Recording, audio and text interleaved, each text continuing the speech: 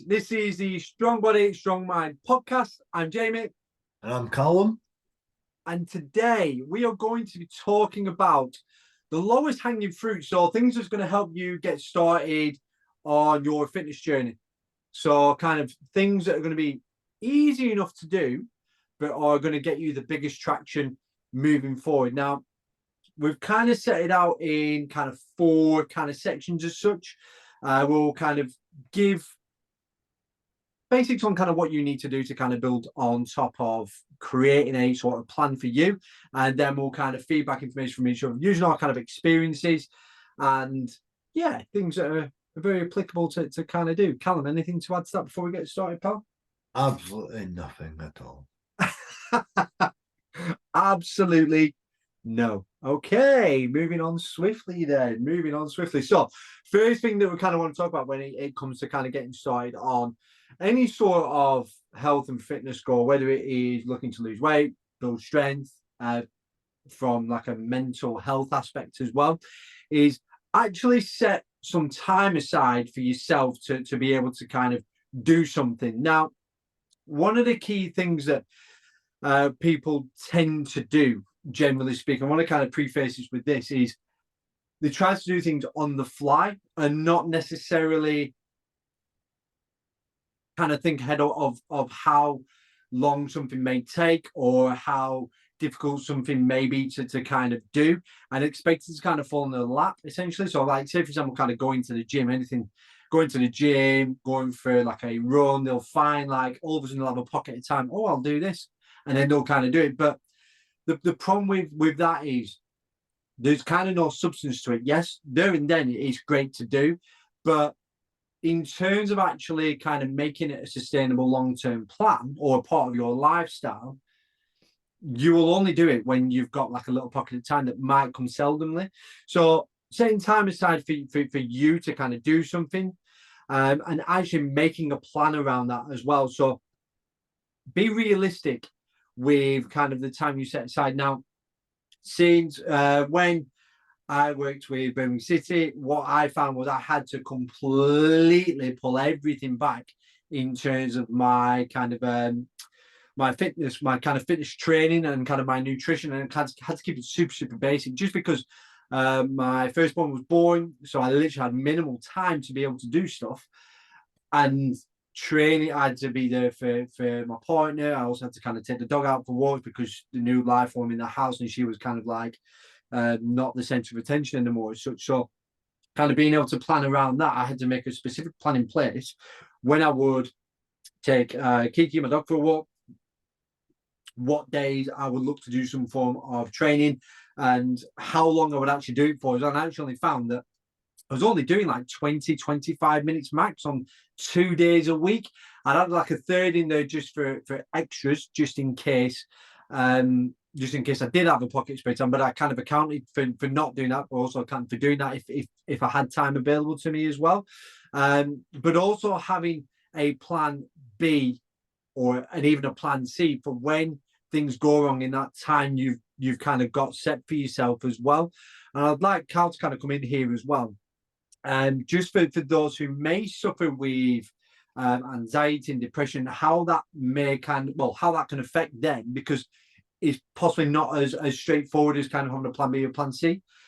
So Cal, have you kind of got any kind of tips that may help with that for someone who suffers with anxiety? I think for me, the first and foremost is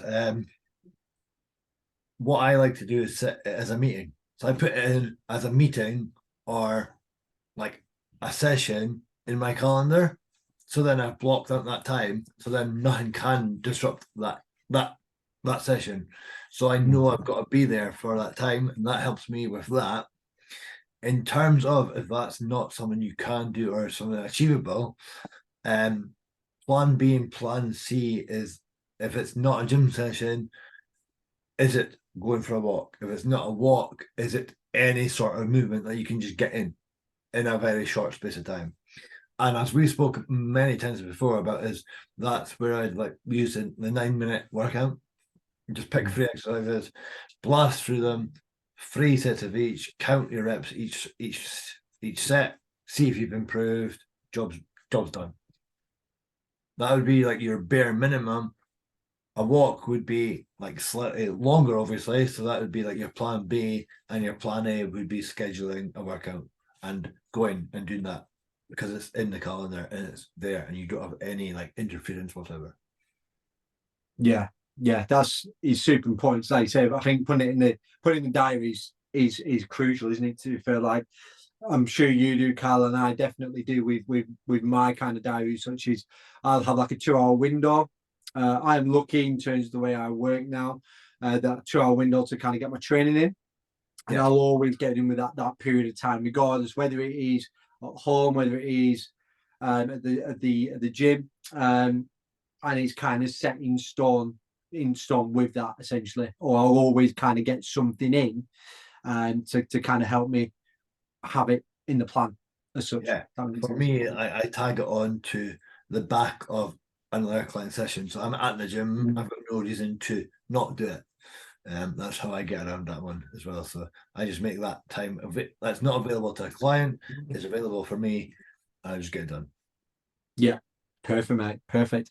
And I think one thing that's super kind of, we talked about kind of having a plan B and a plan C if kind of things don't kind of go the way you kind of want it to, which that's life. That's probably going to happen more times than you'd like to believe, and I'm sure that everyone kind of knows that as well. Is actually make a list down of barriers or obstacles that are going to arise. So when we say kind of barriers and obstacles, is things that have happened in the past. So your I'll kind of use it off personal experience here, but like your child being ill, or a family incident happening as well, or whether it is something's kind of popped up and you've kind of had to deal with it, things that you know can happen, and how you can actually create a strategy or a plan around that in case that does. So again, that kind of refers to the plan B and plan C a little bit, but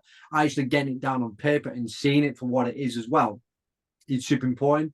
And another thing is, and I've had many a conversation with clients, with people in general, with regards to when things go wrong within a day, but also kind of being their own worst enemy. So like self-sabotaging, list those down as well. Things that you know, if something happens to you and you know you'll self-sabotage, you'll kind of stop yourself from doing something, get that listed down, because again, it's important that you're in a position to be able to write down strategies, how you can stop that from happening, how you can preempt it, looking at the triggers that may kind of lead to the point in which you'll stop yourself from doing something for whatever purpose.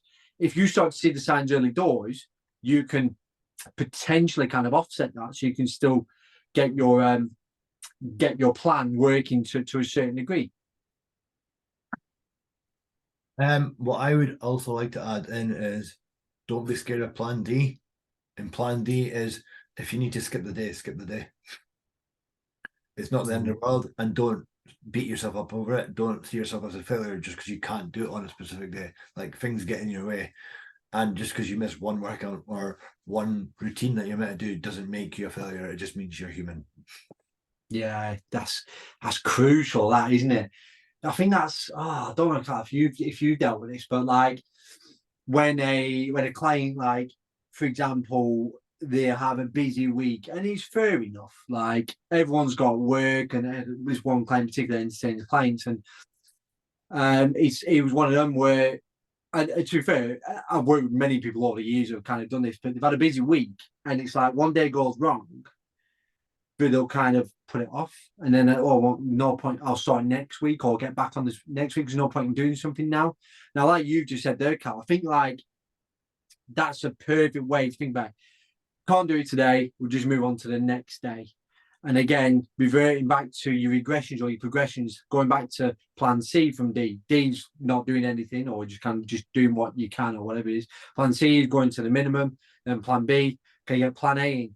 And is there anywhere along that spectrum you can kind of get in? Because whether it's 1 day or 2 days on the trot, for example, that's not going to offset a month's worth of good work, or even like 2 weeks, 3 weeks worth of good work. And again, it's all about accumulation with this and building that consistency in there as well. Because again, if you're chipping away at stuff, you're doing it consistently, you will still be further ahead than where you were at the start. And I think it's super important to kind of realize that.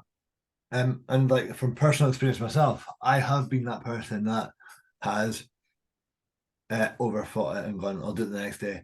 The next day becomes a week becomes a month becomes 6 months. You haven't done anything. You're like, but then if you look back and go, well, all I had to do was think of it as it's a 24-hour period. That 24-hour period didn't go to plan the way I wanted it to, but the next 24-hour period starts at 12 o'clock midnight to readjust it and re-put it in place. Like one day shouldn't cause this massive long effect of self-sabotage, which Yeah. it can happen. And especially from like my experience, that's what I'm quite good at doing, is self-sabotaging what I've done. And I've done that with social media recently as well. I've not posted in about 6 months until I got my arse handed to me on a call on Monday.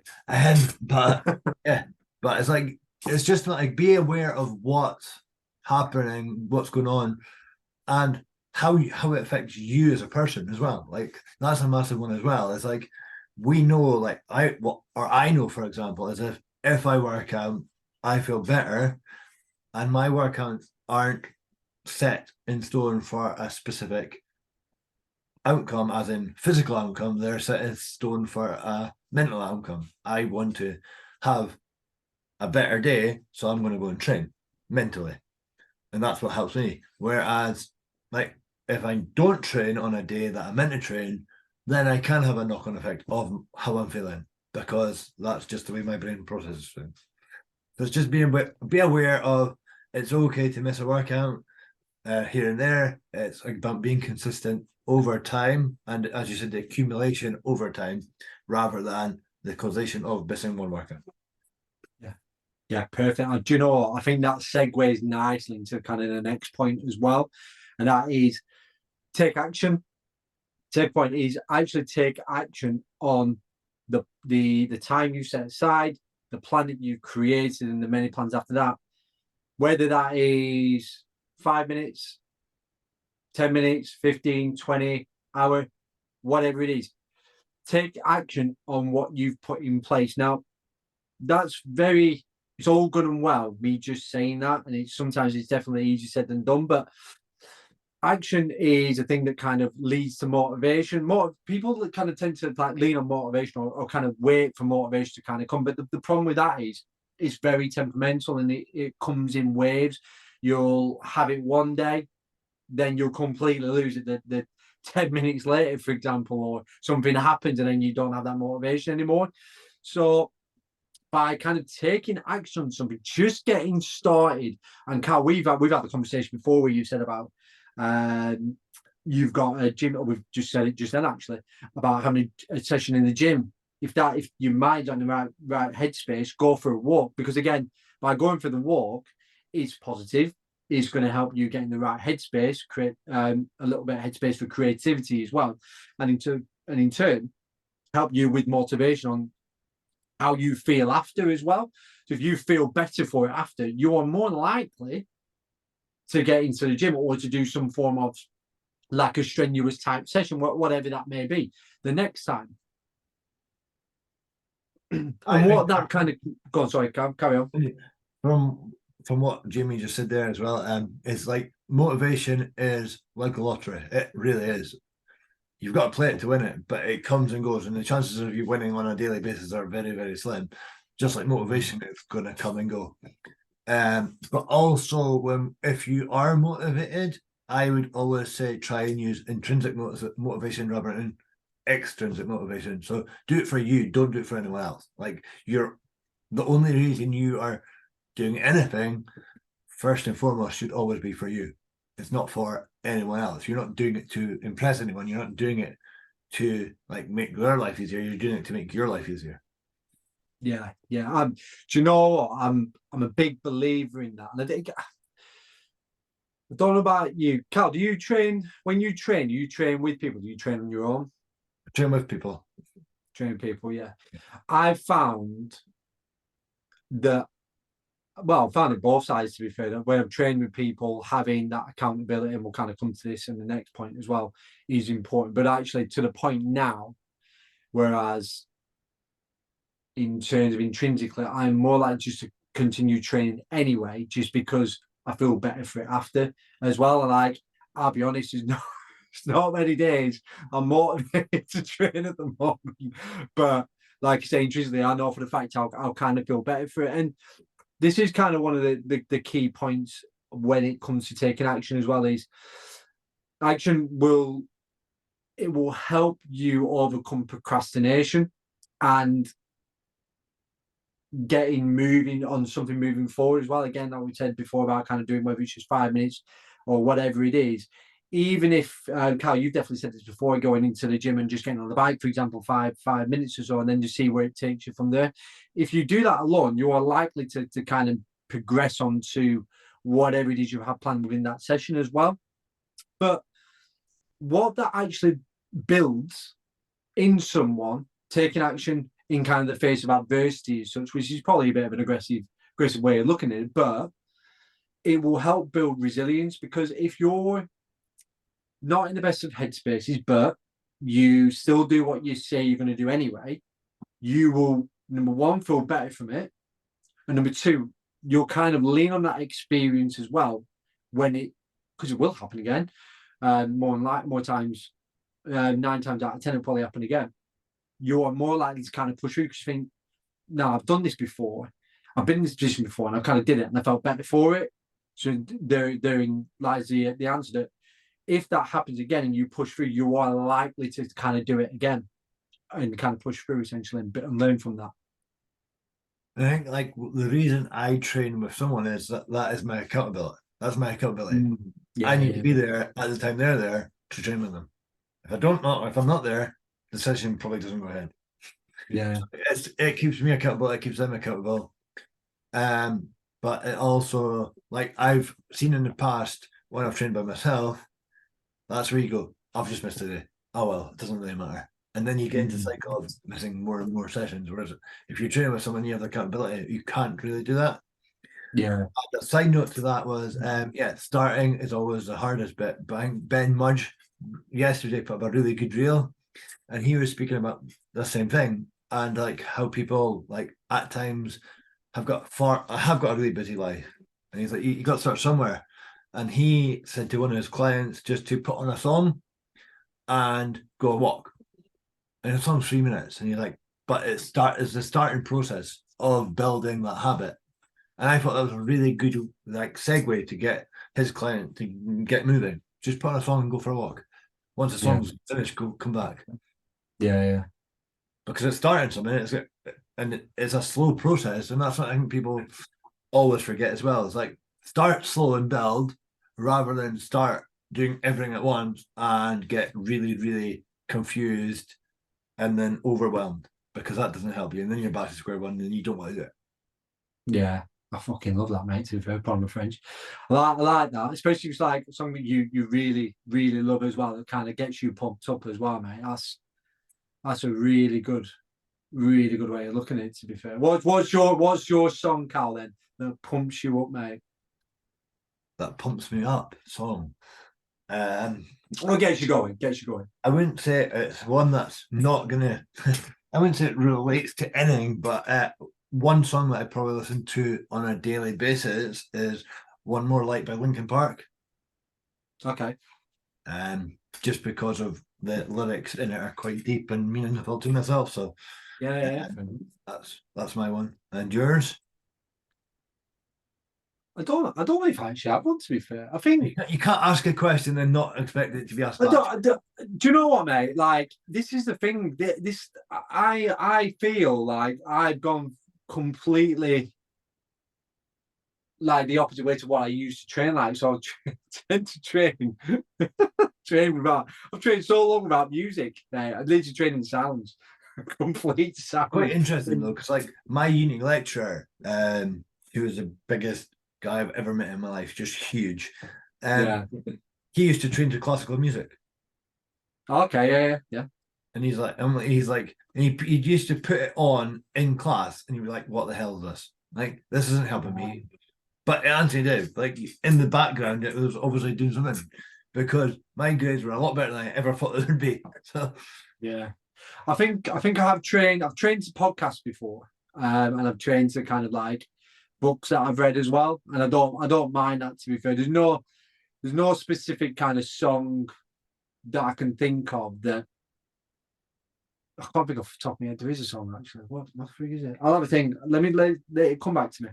Come back to me on that one. I'll have a think. I think there is a song that I find quite deep and meaningful. But yeah, I'll have to come back to that. But I like it. I'm a big fan of that. Big fan of that. And kind of like again, we've kind of taken action as well. It's empowering. It's everything that you've said, Carl, there, and kind of no one ever regretted a workout essentially, unless it had loads of burpees in there. Like when I say loads of burpees, like a high rock start workout where it's got like 100 meters of burpees. That's disgusting. But generally speaking, though, you tend to feel better from it. And you've been able to kind of push through it as well because you've been able to kind of achieve something, whether that is doing a PB or whether that is just actually getting out of the state you were in before where you didn't feel like it and where you felt better for it after as well. That's a big thing in terms of the before and after as well. So again, like taking action on things is super important. But one thing I will say is people have to understand that it is going to be hard. It's not going to be necessarily be straightforward. If you're on social media, you'll see kind of influencers. You might see myself and Cal kind of training or whatever it is, and think, God, they make it look so easy. It's not. It really isn't easy. Like we'll go through kind of battles as much as everyone, life as much as anyone else, and influencers would do as well.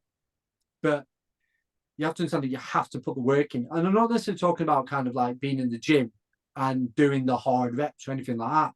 Yes, that is a big part of it. Of course it is. But at the same time, it's actually doing the hard work to make sure that you're putting yourself in a position to get into the gym. That's super important as well. Kyle, you got anything to add to that? what I like to look at is always remember that your chapter 1 is someone else's like chapter 40. So don't compare each other. Like I've been training for 15 years on and off. If you're completely new to the gym, yes, what I do now will look easy in comparison to what it looked like when I first started 15 years ago. Of course it will. I've learned so much from my time in the gym and from people I've trained with, like experts in the industry. So just remember, your chapter 1 is nowhere near what someone else's chapter 40 will look like.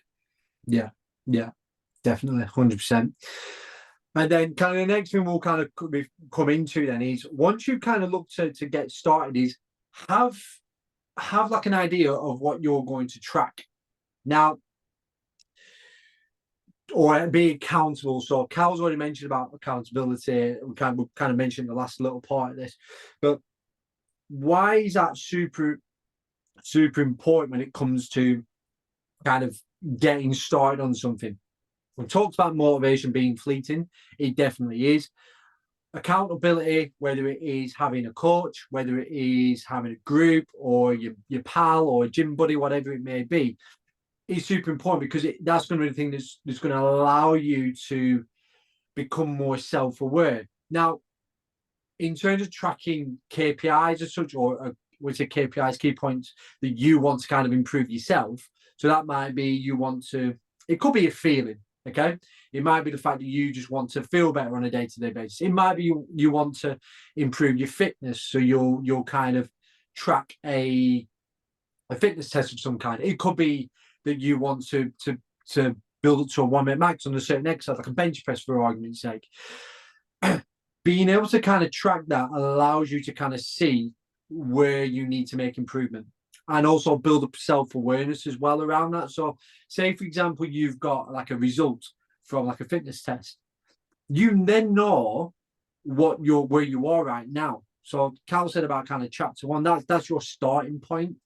And then you can start to build on top of that. Yeah, you probably need a structured plan in place. We've already talked about having a plan, but I'm not going to necessarily say this is how you create like a program around it. I think there's plenty of information out on the internet to do that. But if you kind of want specific help, always reach out to a coach. Oh, hey, two coaches here, hello. But you're able to kind of do that on the internet on a serious note, but and build towards kind of improving that score, if that makes sense.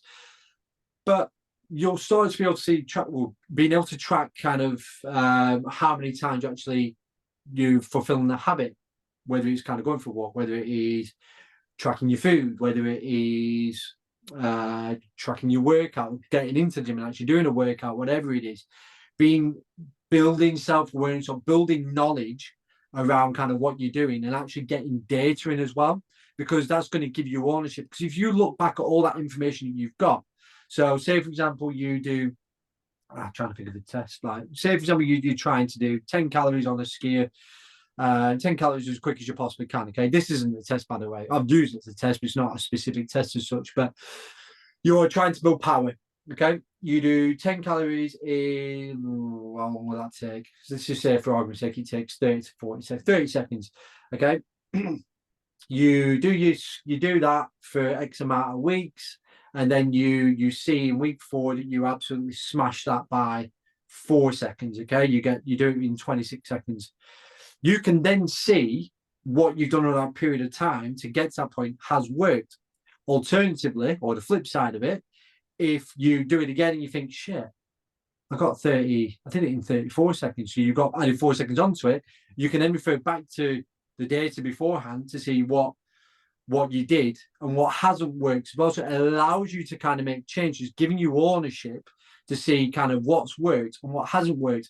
Now, I'll give an example of, again, I had a conversation with a client the other day about not wanting to track weight. Now, when it comes to scales, it's not the be all and end all. It really isn't. Okay. But again, as I just said, in terms of tracking something, it gives you data to be able to kind of come comfortable with seeing trends, okay, and learning to become comfortable with that. Not everyone is, and that's absolutely fine. But what I said to him, he said he got downhearted when he noticed he hadn't, when he put on a little bit of weight as well. How many times you weigh yourself? I weighed myself 2 weeks ago and weighed myself whatever day it was. So there's a 2 week gap between which he did it. So there's a massive pockets of information that's just not there. Food tracking, actual tracking of the scales. It could be the fact that he had more water weight on the day. It could be the fact that he's more stressed from work, which he was at the time. Therefore, his weight's fluctuated higher.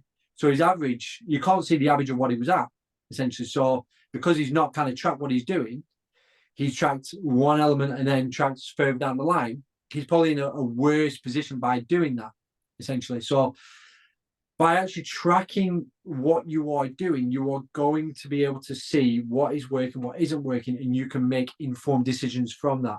Kyle, got anything to add to that? I think that's where we differ very much in our coaching styles. Is that tracking's key, but like whereas Jamie is very much like scale weight, calories, I am very much performance indicators, as in the gym. And it's very minute, like I use very minute progressions each week to allow the client to progress. And that's how I do it. Obviously, just because of our audiences and who we work with, that's the only reason why we're different in that aspect. For example, like Jamie, you get people to take like before and after photos. That's part of your business. For me, that's not something I would ever do with a client, because I believe that that's for them to do if they want to do it. But that's not for me, as in like their vulnerability at times gets ahead of themselves. So we're not going to do that. So I just stick to performance indicators mainly with my clients in that aspect. Yeah. No, fair enough. Fair enough. As I said at the start, I think that some people will struggle at it, and I've got no qualms with that as well. In terms of performance, it's the same concept, isn't it? To be fair, so 100%. yeah, I think it's being able to kind of have that information down, the data down. It creates ownership for someone to be able to kind of make those changes, and that kind of brings us on to the kind of next part, where, well, I say the next part in this bit is you're able to create strategies around that as well. Yeah. So, say for example, like Cal, you mentioned about performance indicators. It might be that Cal set someone, and Cal, you can kind of expand on this as well.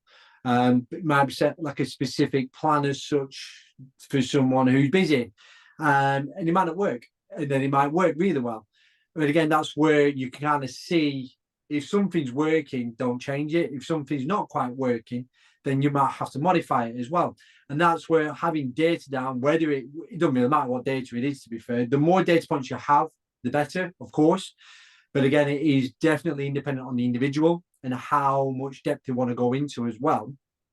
But again, by having that information, it allows you to create strategies for yourself, or having a coach to be able to create strategies for you to be able to kind of make informed decisions to create change. Anything to add to that, Cal? Yeah, I think it's just one of them. It's like obviously as well. It's like don't again. It's another one of like don't beat yourself up if it doesn't go to plan. If you have a specific week where you're meant to be lifting your heaviest weight, but you're stressed, you've got things going on in your life that are not normally there. Your boss has asked you to do something literally last minute. All that causes stress.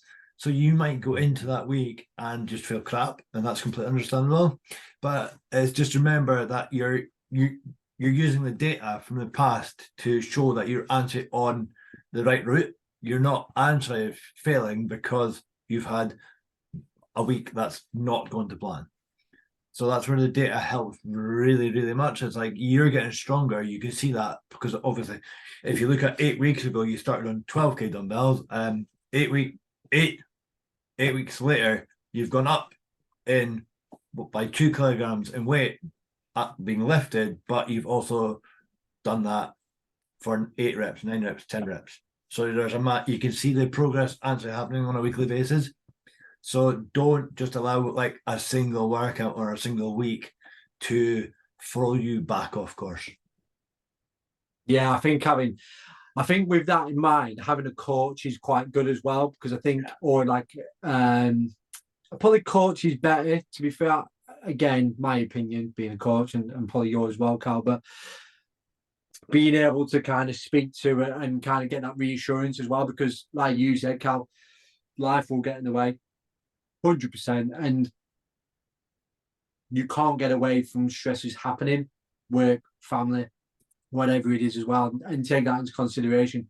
100%. And I think having someone in your corner to be able to kind of see the wood for the trees a little bit makes a big difference, to be fair. So it's a good point, solid point, that is definitely. And then kind of the last point that we'll kind of touch on then is actually doing something that you enjoy doing as well, activity wise. Now, or kind of coupling up, and this is where we're talking about kind of strength training and such, but doing an activity that you enjoy doing, whether that's golf, badminton, football, rugby, whatever it is, but coupling it up with something that allows you to sustain that, if you can, time permitting, longer term as well. Because again, safety, and we mentioned this in previous weeks or in a conversation we've had, Cal, haven't we, before? I've mentioned it anyway.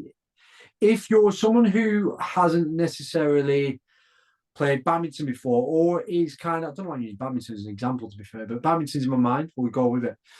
But you've not played badminton before, or you haven't played badminton for absolute years, and you've not done any sort of exercise in any shape or form. If you're going back into badminton straight away, you've got to think about the sport itself. It's a multi-directional sport. Now, if you think about trying to run in one direction to hit the shuttlecock, and you get competitive, we all get competitive to a certain degree, or you might not. But if you are, you're going to want to try and get a point or stop from conceding a point. So if you've got to chop and change direction to come back to the other side of the court, then if you haven't got the strength to be able to kind of sustain that movement, then you're leaving yourself susceptible to injury, which can kind of set you back.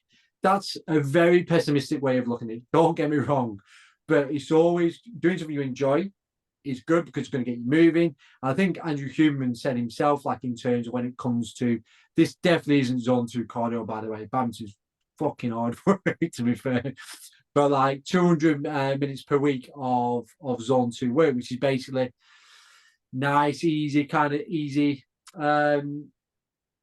outputs. Basically, I'm being able to have a conversation whilst kind of doing some form of exercise, which is walking, jogging, badminton to fair, depending on the intensity you're working at. Being able to kind of couple that with some form of strength training will make a big difference. Yeah, I'm completely on board with that. It's like, and like I understand, like what we've all heard it, Instagram, like PTs, oh, don't do spin and shit. If someone enjoys spin, let them fucking do spin. Like at the end of the day, it's not going to kill them. If they enjoy that as a form of cardio, let them go and do it. Like, don't try and take it away from them, because all you're doing is they're going to resent you for it, and they're going to go and piss off and go somewhere else, and you're just not helping this. You're not helping the industry at all by saying stuff like that. I think we've got into a position where like you've got influencers that are so focused on their take and nothing else, and it's just really negative. And at times our industry is really negative. If someone wants to go and do spin, let them go and do spin. If someone wants to go and climb a mountain, let them go and climb a mountain. It doesn't affect you at the end of the day. It affects them, and that's what you're trying to help them with. Yeah, I think the problem is now you've got like, I don't know if you think this, Cal, to be fair, you've got so much information that's kind of misinformation, one side of it. Yeah. And then you've got kind of the other side of it where you'll have coaches, and good coaches as well, do not get me wrong, coaches who I like and follow as well, who just give too much science. And it's like, but don't do X, Y, or Z because in terms of performance indicators, it's going to affect this or that or that. And what that is you're kind of leaving a massive grey area here in the middle. It's like, well, what do I fucking do? Like how you said. We've also got to look, who are we working with? We're working with general population who want to improve their life. They're not looking to break world records. So giving them all the science of why they shouldn't do something doesn't affect them one little bit. Yeah. They're just looking to be healthier, fitter, and stronger. That's it. And you've got to enjoy doing it. You've got to enjoy doing it, because if you don't enjoy doing it, you're not going to sustain it as well. No, 100% you're not. Like, if you get given a plan that you detest, the likelihood of you doing it is non-existent. Yeah. And I think this is where one point that I want to make is in terms of like, I've got no issues with cardio. I really don't. I feel like I've got a vendetta. You'll think I've got a vendetta with cardio at the moment. I don't, genuinely don't. But don't do cardio in a gym if you would rather get outside. And on the flip side of that as well is, we're in a period of time now where people probably will be suffering from seasonal affective disorder more so than ever now, because obviously we're coming to winter, it's getting dark, days getting shorter, the evenings drawing in a lot quicker, a lot sooner. And yes, you're not necessarily going to have the opportunity to get sunlight in your face, but the weekends you will. So if you have the opportunity to be able to get sunlight, get out, get some fresh air, do that if you can. If you know you're suffering, anxious at the moment, anything around that, you don't feel great yourself, yes, cardio will definitely help in the gym, because you are going to get releasing endorphins. Cal talked about it last week in great depth. But then again, you can kind of kill two birds with one giant brick. Get sunlight, get fresh air, but also get some form of conditioning as well, where you'll get that release of endorphins, get some vitamin D in as well. Get outside. Don't feel as though it all has to be done in the gym. Yes, granted, if it suits better, then do it, but don't feel as though that has to be the case. Yeah, I'm a massive component or believer in that as well. It's like the one thing I don't get is people drive to a gym, jump on a treadmill, go for a run, jump back off the treadmill, get back in their car and drive home. I'm like, just go outside. It's going to be much more beneficial for you. I'm like, why would you want to go into an air-conditioned room to run on a treadmill when you can go outside and get your natural like health? Yeah, do you know what? I've noticed it in the gym recently. I think just people just walking on the treadmill thinking, what are you doing? And like, if that's what you enjoy doing, go and do it. But yeah, for me, there's nothing enjoyable but staring at a wall. So now, mate, it's not even that. They're on the phones. Like, I'm looking down anyway, thinking, just defeats purpose, isn't it? I'm sure there was. But then I get the whole thing of that. You could argue that with spin, but obviously I teach spin, so I'm not going to say that.